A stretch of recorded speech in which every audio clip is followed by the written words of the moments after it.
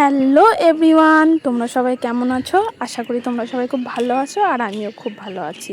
আমি Rimpa, welcome to my channel রিম্পাস lifestyle. তো আজকে আবারও আমি চলে এসেছি আরও একটি নতুন ব্লগ নিয়ে তোমাদের সাথে শেয়ার করার জন্য। তো আমি তো তোমাদের সাথে এর আগের ভিডিওতেই শেয়ার করেছিলাম যে আমার বর বিদেশে জব করে। তো আমার বরের ছুটি শেষ, ও এখন আবার বিদেশে ফিরে যাবে। তো ওকে এয়ারপোর্টে ছাড়তে গিয়ে আমরা কি করলাম সেই সমস্ত কিছুই শেয়ার করব তোমাদের এই ভিডিওর মাধ্যমে। তো তোমরা তো দেখলেই আমরা রেডি হয়ে বেরিয়ে পড়েছি এয়ারপোর্টের উদ্দেশ্যে। তো চলো যাওয়া যাক।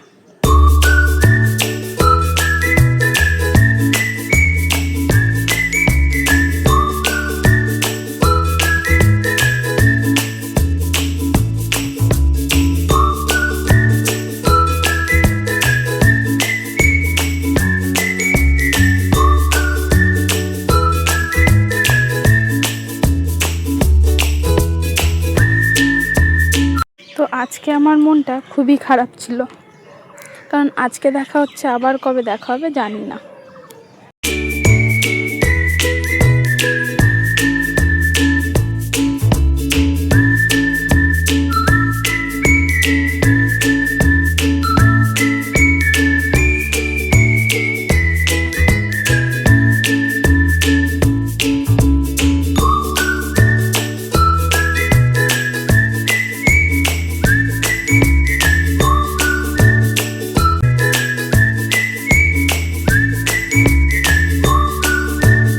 আমরা প্রায় এয়ারপোর্টের কাছাকাছি চলে এসেছি। ওই যে দূরে দেখো এয়ারপোর্ট দেখা যাচ্ছে।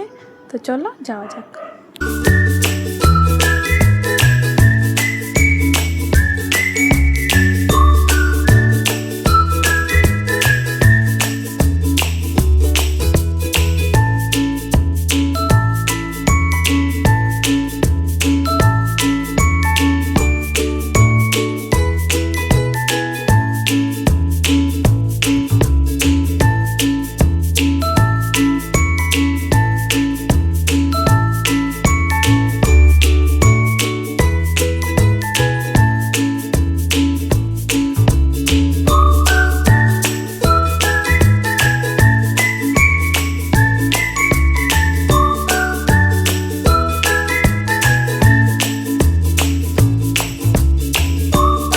তো দেখো বন্ধুরা, আমরা এয়ারপোর্ট এসে গেছি এবং আমরা গাড়ি থেকে নেমেও গেছি।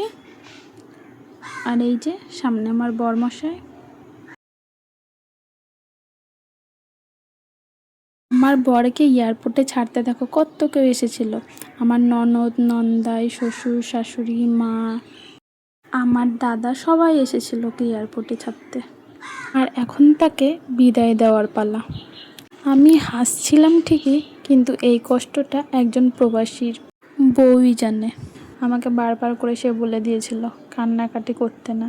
আমি নিজেকে অনেক কন্ট্রোল করেছিলাম। আর জানো বন্ধুরা, ও একা যাচ্ছিল না, ওর সাথে যাচ্ছিল ওর আর একটা বন্ধু। তো এই যে সে চলে যাচ্ছে চোখের সামনে দিয়ে, আমি তাকে আটকে রাখতে পারছি না। এই কষ্টটা যে কতটা কষ্টের কীভাবে বোঝাবো।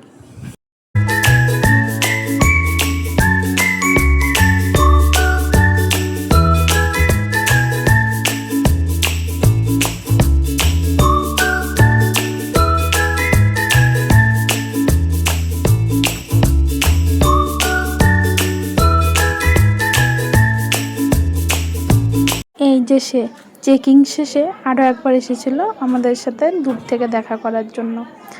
এই সময় আর নিজেকে কন্ট্রোল করতে পারিনি, আমি ভ্যা করে কেঁদে দিয়েছিলাম সব কথা ভুলে গিয়ে। তো যাই হোক, মনকে শক্ত করে আবারও বাড়ি ফিরে আসার পালা। তো তার আগে চলো তোমাদের এয়ারপোর্টটা একটু ঘুরে ঘুরে দেখায়।